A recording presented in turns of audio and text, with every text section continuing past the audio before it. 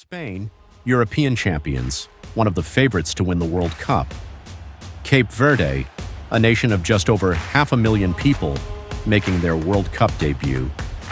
On paper, this was supposed to be a massacre. Most fans expected Spain to win comfortably. Some predicted 3 goals, others predicted 4.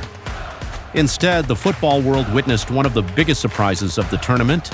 Cape Verde held Spain to a shocking 0-0 draw. But how did a tiny nation stop one of football's giants? Let's find out. Before this match even started, the odds were heavily against Cape Verde. Spain arrived with world-class players, a squad worth hundreds of millions, years of experience competing at the highest level.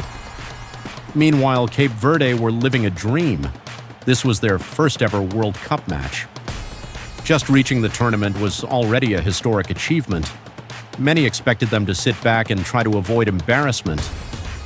But Cape Verde had a different idea. Their coach, Bubista, believed organization and discipline could compete with talent and possession, and for 90 minutes his players followed that plan perfectly. From the opening whistle, Spain controlled the game. The ball rarely left Cape Verde's half. Wave after wave of Spanish attacks crashed forward. The statistics looked unbelievable. Spain finished with around 74% possession. They completed nearly 800 passes. They had more than 24 shots. Everything pointed toward a Spanish victory. Except for one thing, the scoreboard. No matter what Spain tried, the ball simply refused to go in, and one man was responsible. His name is Vozinha, 40 years old, Cape Verde's goalkeeper, and on this night he became a national hero. Time after time, Spain broke through. Time after time, Vozinha was there. A save to the left, a save to the right, a fingertip stop, a diving block, a moment of brilliance after another. By the final whistle, he had produced 7 crucial saves and kept Spain scoreless.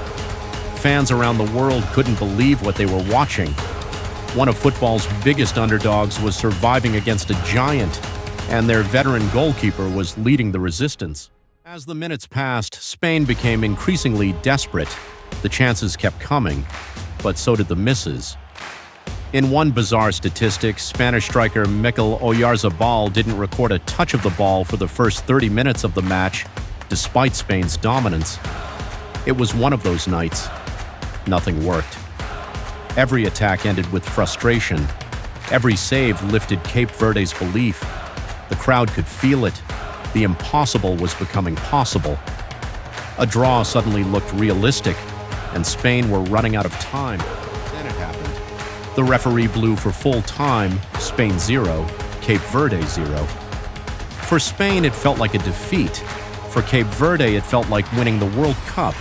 Players celebrated, fans celebrated, an entire nation celebrated. Cape Verde had earned their first ever World Cup point against one of the strongest teams in international football. The football world was stunned. This is exactly why people love the World Cup.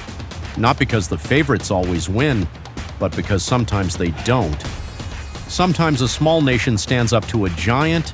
Sometimes a goalkeeper produces the match of his life. Sometimes the impossible becomes reality. Cape Verde reminded the world that football is more than money, reputation, or star power. On the biggest stage in the sport, courage and belief can still change everything. So what do you think? Was this the biggest upset of the tournament so far? Can Cape Verde qualify for the knockout stage? And was Vozinha's performance one of the greatest goalkeeping displays in World Cup history? Let me know in the comments.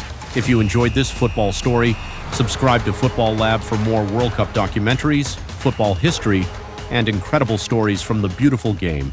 See you in the next video.